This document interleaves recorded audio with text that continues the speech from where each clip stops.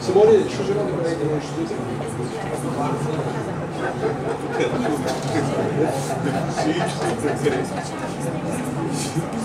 Deficiente, deficiente. Obrigada. As cadeiras da primeira fila estão para cá. Gente, boa noite. Obrigado pela presença de vocês em mais uma Economia em Pauta. Esse é um evento que o Conselho Regional de Economia organiza uma vez por mês, sempre aqui no Plaza São Rafael, às 18h30. Vocês estão todos convidados para estarem sempre aqui presentes conosco, sempre temas de economia, da atualidade, sempre trazemos profissionais especialistas nos temas para falar. Então, vocês estão convidados. Nós temos uma lista de e-mails, né, para que vocês possam receber os convites diretamente nos seus e-mails com as temáticas. Nosso evento nós temos patrocínio da Sarandi, Plaza São Rafael e da Vinhos Laurent. Bom, hoje nós vamos estar falando, temos dois palestrantes bem conhecidos do nosso meio. Marcelo Savino Portugal, que é professor titular do Departamento de Economia da URGS, atualmente atuando como professor nos programas de pós-graduação em Economia e em Administração da Universidade. Possui doutorado em Economia pela University of Warwick. E professor Fernando Ferrari Filho, que é conselheiro e ex-presidente do Corecon RS, professor titular do Departamento de Economia e Relações Internacionais da URGS, professor visitante da Washington and Lee University e pesquisador do CNPq. Possui pós-doutorado em Economia pela University of Tennessee e pela University of Cambridge. Nosso tema de hoje é perspectivas do novo governo. Então eu chamo o professor Marcelo, professor... Senhora, primeiro, por favor, fique à vontade. Após a exposição, nós abrimos um espaço para perguntas e depois todos são convidados para um coquetel aqui na sala ao lado. Tá? Obrigada. Em torno de 20 minutos.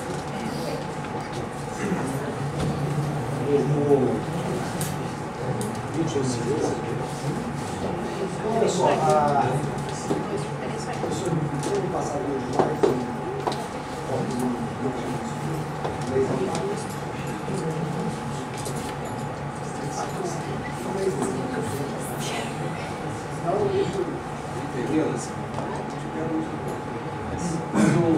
Isso que pediram foi para falar um pouco sobre o momento atual e perspectivas do governo Temer.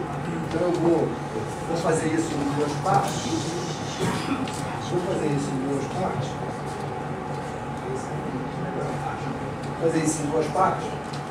Eu queria falar um pouco sobre o que foi herdado, né, o que eu estou chamando aqui de brincadeira da herança maldita, né, para usar o termo que ficou popular, né, em todos os governos, independente se ela é maldita ou não. Mas o que o governo Temer herdou? Eu vou defender que aqui realmente foi maldita. Mas o que ele herdou do ponto de vista de erro de política econômica, né, e vou me centrar nesses dois problemas, dois tipos de problemas. Primeiro, no problema fiscal, que eu acho que é o principal, que foi o principal problema herdado pelo governo Temer. Depois eu vou falar um pouquinho sobre inflação e recessão. E depois, na segunda parte, sobre o que a gente tem que fazer, né? Quais são as necessidades de alteração. Então vamos lá, vamos à primeira parte, que é a herança maldita. Deixa eu mostrar alguns números para vocês. O que eu fiz aqui? Eu peguei o dado do Produto Interno Bruto, do PIB trimestral do Brasil, ao longo do governo da presidente Dilma Rousseff, ou seja, desde o primeiro trimestre de 2011 até o segundo trimestre agora desse ano. Não vamos imaginar que a presidente saiu de verdade em junho, até o segundo trimestre ainda era do governo Dilma. Eu fiz o seguinte, eu botei base 100 no PIB, no pico, no melhor trimestre, que foi o primeiro trimestre de 2014. Né? A partir do segundo trimestre de 2014 começou começou essa forte recessão que a gente está atravessando desde lá. O que o gráfico é meio autoexplicativo, né, que faz um formato de U invertido. Né? Quer dizer, a gente sobe e despenca. O que dá para notar aqui? Primeiro é que eu botei base 100 aqui e o dado é com ajuste sazonal, então a gente pode comparar qualquer trimestre com o outro. O que dá para ver é que a presidente pegou o PIB, né, vamos dizer, com 95, levou para 100, ou seja, aumentou aí um pouquinho mais de 5% o tamanho do PIB, e o tombo depois foi de 100 para 92,1, ou seja, encolheu quase 8%, 7,9%. Ou seja, ela entregou o país com um PIB menor do que era quando ela pegou o país. Esse é o resultado desse gráfico. O país, lógico que em PIB per capita cai mais ainda, porque a população cresce ao longo do tempo, mas é um dos poucos exemplos de presidente que entrega o país com um PIB menor do que recebeu.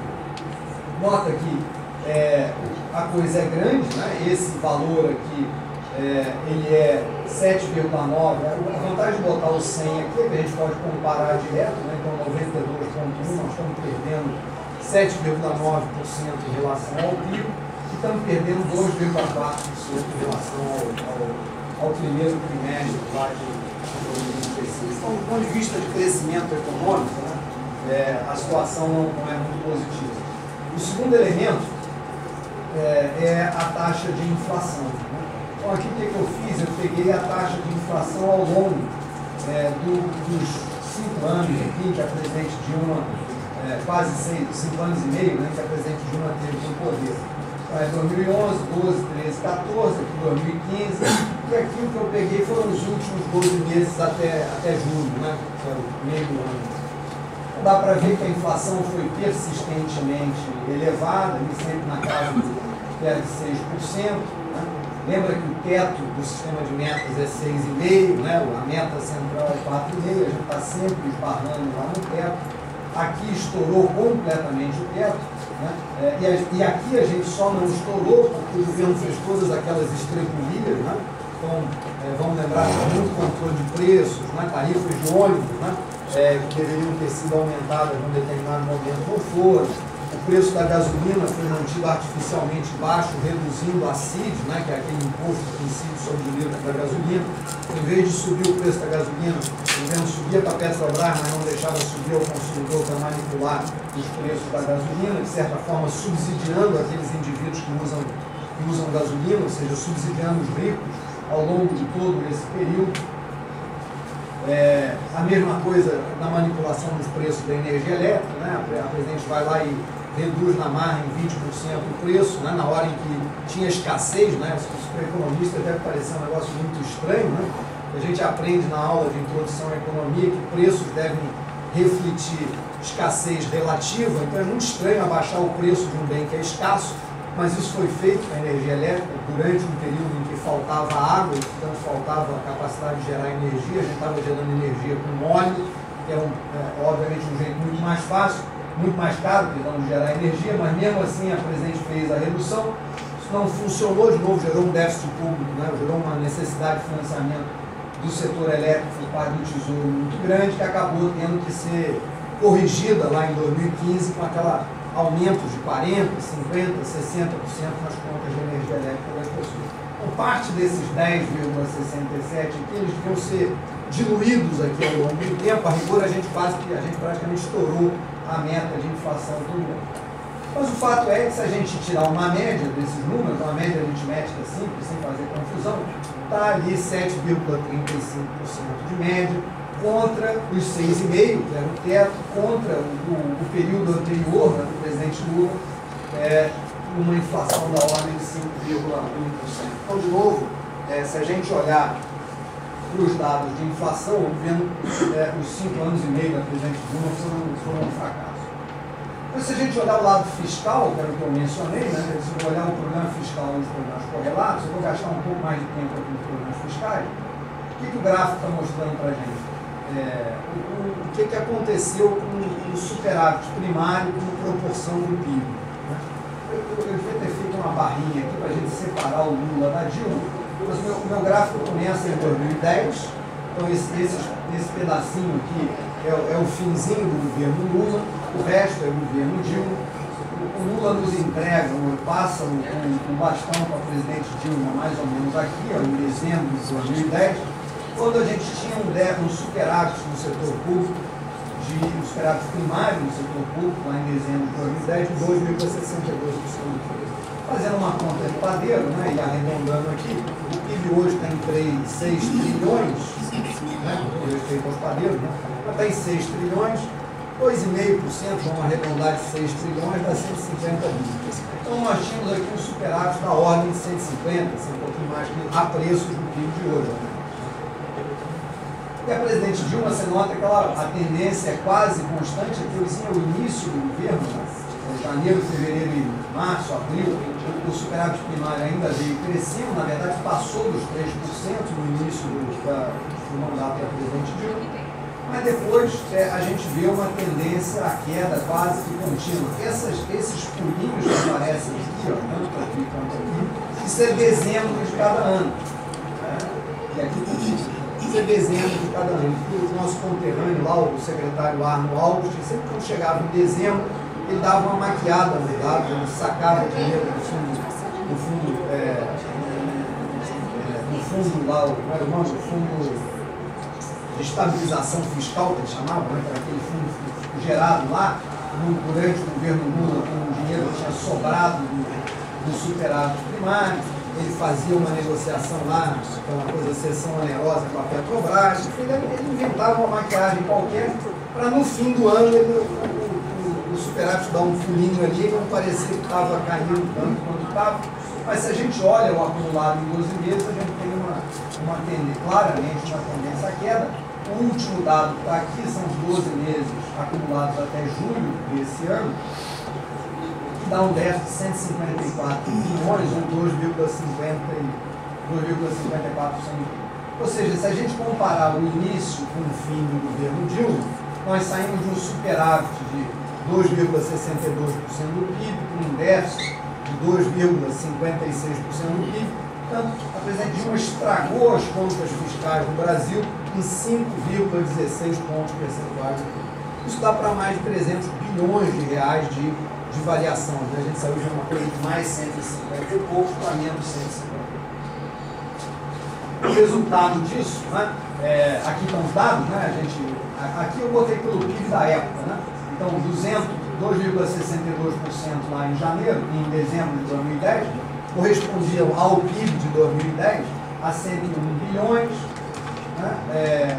O último dado que aparece no gráfico, 256, 2,54% do PIB, 154 bilhões. Essa deterioração que a gente observa no déficit público, no superávit primário aqui, tem uma contrapartida em acumulação de dívida. Provavelmente, se você não tem superávit primário, se você reduz o superávit primário, você acaba tendo que acumular dívida para financiar as contas públicas. Isso significou que a dívida bruta do setor público, aqui a gente está somando tudo, estados, municípios e governo federal, mas quem impulsionou, na verdade, aqui também, isso é o superávit primário do setor público, a gente sai de 2 trilhões para 4 trilhões e 200, se a gente comparar de novo o momento do estudo contra o dezembro. Ou seja, a gente sai de 52% do PIB, isso aqui correspondia na época a 52% do PIB, os 4,2% correspondem a algo perto de 70% do PIB. Claramente a dívida pública brasileira está numa trajetória explosiva. Né? Ela vai continuar a crescer, porque a gente ainda não reduziu o tamanho do déficit primário, né? A meta para esse ano é 170 bilhões de negativo, né? A meta para o ano que vem é 130 bilhões. Então isso vai continuar, isso não vai acabar agora. Nós vamos continuar a crescer, a dívida como proporção do PIB vai sair desse, já está contratado, vamos dizer assim, vai sair de 70% para perto de 80% do PIB. Claramente a gente está numa trajetória explosiva do ponto de vista da dívida pública. E essa trajetória explosiva, ela não foi feita por acaso, isso não foi um azar, isso foi resultado de uma política deliberada. E de um lado, reduziu o tamanho do superávit primário e de outro lado, fez aportes fantásticos, né, dentro do BNDES. total aqui tem R$500 trilhão, ou seja, 500 bilhões, que é dinheiro que o Tesouro botou limpo no Banco Central, no BNDES, para dar subsídio, né, aos empresários brasileiros. Então, desses 2,2 trilhões aqui, que é a variação, tem R$500 trilhão que é só isso. O resto é resultado da gente ter um superávit primário cadente, não permite que você pague.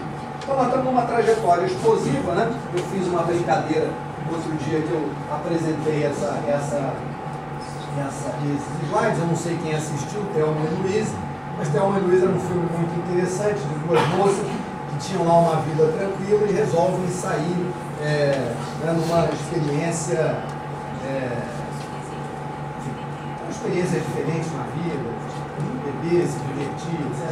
Isso é a cena final do filme, quando a Thelma e a Luiz estão dentro do carro, elas se dão as mãos e elas vão na direção de um abismo. Né? Elas aceleram o carro na direção, elas estão dentro do carro, quem está dirigindo, eu não sei se é a Thelma ou a Luiz, mas é uma delas, a outra lá, elas se dão as mãos e vão na direção do abismo. Esse, para mim, é a melhor imagem do que está acontecendo com a dívida pública brasileira. Nós estamos andando na direção do abismo. No caso do filme lá, um spoiler aqui estragando, elas não freiam e o carro cai. Né? Por sorte, o filme acaba antes do carro espatifar no chão, então você tem sempre aquela a hipótese que a mão divina ali segurou o carro, elas não morreram. Mas o fato é que no filme o carro cai do abismo. Nosso desafio é não cair no abismo, é de alguma forma reverter, né, esse comportamento explosivo aí da relação dívida. Deixa eu fazer um pouquinho de cronologia de como que esses fatos ocorreram, quer dizer, como que a gente estragou tremendamente as condições econômicas do país. Né? Então, lembrar que ao longo do governo Lula, né, o governo Fernando Henrique também, mas ao longo do governo Lula, o país teve uma inflação relativamente baixa, o país teve um crescimento moderado e teve um setor fiscal razoavelmente equilibrado. Para padrões brasileiros, razoavelmente equilibrado. E a gente estragou muito, no período da presidente Dilma, essa condição que a gente tinha lá em 2010. Eu queria argumentar primeiro que isso não foi por acaso. Isso tudo foi feito de caso pensado. Houve uma estratégia que fracassou, mas houve uma estratégia. Eu recomendo a vocês, quem tiver interesse, em ir lá na internet, eu já deixei o site aqui, para ler esse documento, né, chamado Agenda Interditada, uma alternativa de prosperidade para o Brasil, que foi escrito lá em 2003 e assinado por 200 economistas brasileiros, quase todos eles ligados ao PT, contra a política econômica do governo Lula. E vamos lembrar o que aconteceu em 2003. Em 2003, o presidente Lula assumiu a presidência da República e disse: a esperança venceu o medo, né? Mas eu não sou maluco, né? Então eu não vou fazer nenhum tipo de estrepulia, eu vou manter a mesma política econômica lá do Fernando Henrique. Vai continuar a ter metas de inflação, eu vou pegar um deputado eleito pelo PSDB de Goiás, chamado Henrique Meirelles, né, que era o Lobo Império de Cordeiro, ex-presidente do Banco de Boston Internacional, vou colocar ele como presidente do Banco Central, vou encher o Ministério da Fazenda das mesmas pessoas que estavam lá no governo Fernando Henrique, nós vamos tocar a economia exatamente como o Fernando Henrique tocava antes. Nuances, mas basicamente se manteve a mesma coisa. E aí esse grupo de inconformados, esse grupo de pessoas que achavam que essa política estava errada, fizeram esse documento. Eu não vou ter tempo, também não é o objetivo aqui analisar, quem quiser analisa, entra lá no site, mas eu vou comentar com vocês que é isso que a presidente Dilma fez. Quer dizer, a presidente Dilma finalmente, em 2011, resgata a agenda interditada com um novo nome, que até onde eu sei, né, quem batizou a criança foi o nosso ex-ministro da Fazenda, o Nelson Barbosa. O nome de Nova Matriz Econômica. Né? Eu vou falar um pouquinho sobre a nova matriz econômica, mas o fato é que durante o primeiro mandato, entre 11 e 14, a presidente Dilma fez isso, né? Ela implementou esse programa que a gente vai ver no próximo slide, que era a agenda interditada com o nome de Nova Matriz Econômica. Ela, durante a eleição, vendeu ao país, vendeu ao eleitor um país que não existia. Quando ela finalmente ganha, ela tem, né, um encontro marcado com a realidade. Ela tinha duas alternativas, uma era continuar do jeito que estava, manter a nova matriz econômica, e eu acho que aí a gente estaria caminhando na direção que caminhou a Argentina e a Venezuela. A gente já está caminhando numa direção onde a inflação ia passar de 6 para 8, de 8 para 10, de 10 para 20, de 20 para 40, de 40 para 80, de 80 para 180, e o país ia entrar numa recessão grande. Ou ela podia se submeter ao seu mestre, que era o presidente Lula, e fazer uma política alternativa àquela, ou seja, voltar a 2003. Né? E foi o que ela fez. Né? Então, o que ela faz? Ela, sob pressão lá do presidente Lula, contrata lá o ministro Joaquim Levy para a Secretaria da Fazenda e, como eu digo aqui, flertou com a realidade. Eu digo flertou porque, de verdade, ela, no que podia, sabotava o ministro Levy e acabava não deixando ele fazer as medidas que ele precisava fazer, o que acabou gerando a queda do ministro Levy, né? E depois não voltamos à matriz porque efetivamente ela foi empichada, né? Por isso que a gente não voltou à matriz. Eu queria já deixar que o impeachment ajuda, né? Por que ajuda? Que ele remove a presidente Dilma e, portanto, nos dá a possibilidade de ter uma política econômica diferente, mas isso é uma condição necessária, mas não suficiente. Quer dizer, remover a presidente Dilma nos dá a possibilidade de ter uma política econômica diferente, mas não necessariamente isso vai acontecer, depende do que o presidente Temer vai fazer na prática. A gente pode depois olhar e ver que o presidente Temer foi o mesmo fracasso da presidente Dilma, mas pelo menos a gente tem uma chance, né? A gente tem uma chance de mudar. Mudar o quê?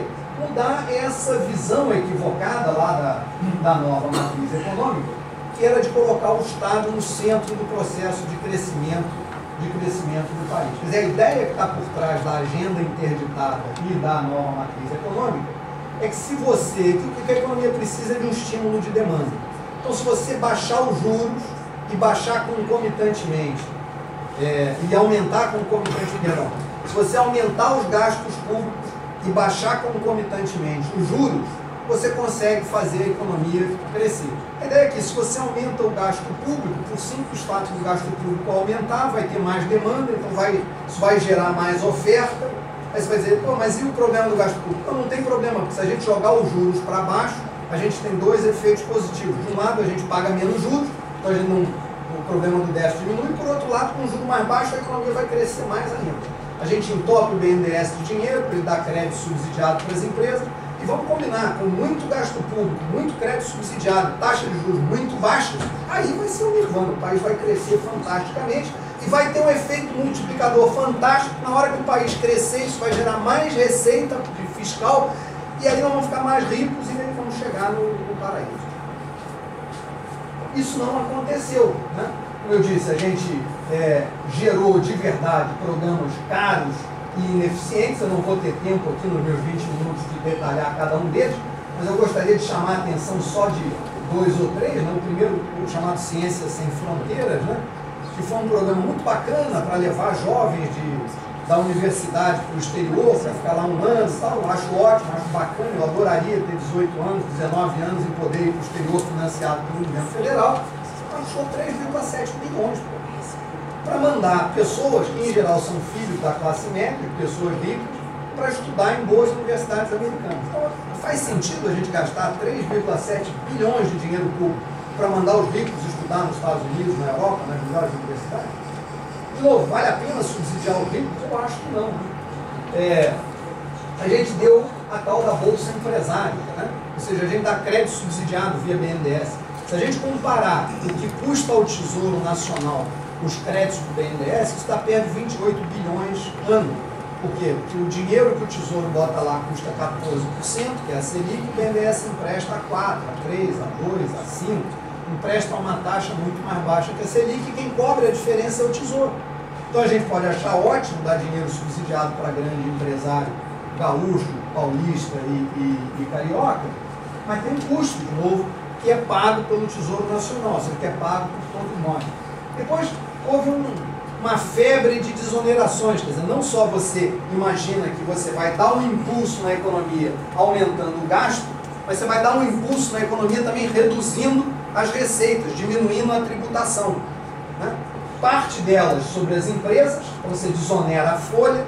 A desoneração da folha do INSS custou aos cofres públicos 25 bilhões. Tem um paper muito interessante de um brasileiro que mora na Europa, fazendo uma análise de quanto custou cada emprego gerado por esse programa. Ele chega à conclusão que era mais barato, entendeu? Dar o dinheiro para as pessoas do que efetivamente gerar um emprego. Cada emprego com salário, o número redondo é o seguinte: cada emprego com um salário de R$ 2.500 mês custou R$ 5.000 mês para ser criado. Então era mais barato dar o dinheiro, os 5.000, os 2.500, e poupar metade, tá certo? Poupar metade desses 25 bilhões aqui que foram usados de subsídio. Outro foi a CID. A CID, que era, se não me falha a memória, 60 centavos no litro da gasolina, foi zerado. No último ano em que a CID funcionou integralmente, o governo federal arrecadou 11 bilhões de reais. Né? Em 2014 ele arrecadou zero.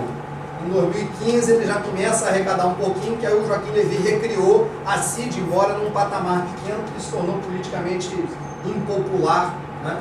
Aumentar os impostos. Então ainda hoje a gente está pagando a CID, que no fundo é um subsídio ali sobre os ricos. Fora outros erros de política macroeconômica, quer dizer, tem esses erros que estão associados a essa visão equivocada de colocar o Estado como inibitor do crescimento, portanto gerar déficit público, mas tem erros enormes de política econômica que eu não vou poder aqui detalhar, porque em 20 minutos eu não tenho tempo. Mas entre eles, controle de preço, eu sou um cara muito ingênuo ainda, embora eu já tenha 54 anos, eu continuo um sujeito muito ingênuo. Eu achei que isso tinha acabado. Se alguém me perguntasse em 2010, 2009, eu ia dizer, não, controle de preço para combater a inflação, manipulação de preço, isso não vai, porque a gente já viu que isso não funciona, a gente fez isso dezenas de... Pô, impressionante como é que a gente esquece.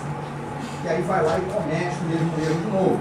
Redução artificial da taxa de juros. A gente chegou a ter no Brasil juro real de 1%, 0,5%. A inflação o juro era 7,25% a Selic e a inflação estava em 6, 6,5%.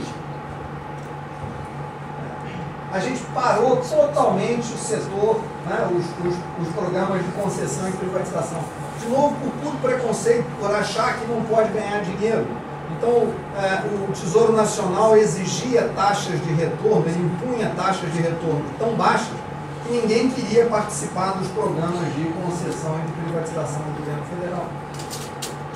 Fora os erros, né, como a criação desses mecanismos de conteúdo nacional, que de novo voltaram a fechar a economia, porque na ideia desses formuladores de política econômica, a lógica era simples: se a gente der um choque grande de demanda e fechar a economia, isso não vaza para o exterior. Então sabe o que vai acontecer? Nós vamos produzir muitos carros, nós vamos produzir muita geladeira, nós vamos produzir uma opção de coisa. De novo, se tiver conteúdo nacional, isso gera um efeito multiplicador, vai gerar emprego para todo mundo. Nada disso aconteceu. Bom, esse é o momento atual. Agora a questão é o que a gente faz.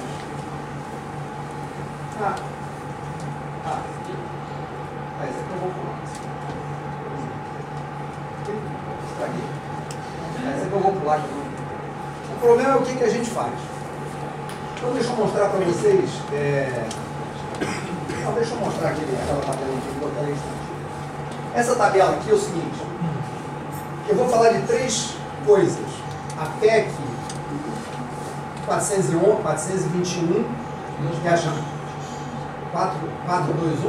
241, que é a PEC do gasto, a PEC do teto de gasto. Vou falar um pouco da reforma da Previdência e das reformas trabalhistas. Eu tenho um gráficozinho para cada um deles. Primeiro é para a PEC dos gastos. Olha só, o que eu fiz aqui? Eu peguei e botei quanto que era o gasto primário da União em 1997, quanto é que foi o gasto primário da União no ano passado. São dados do Ministério da Fazenda. Então, em 1997,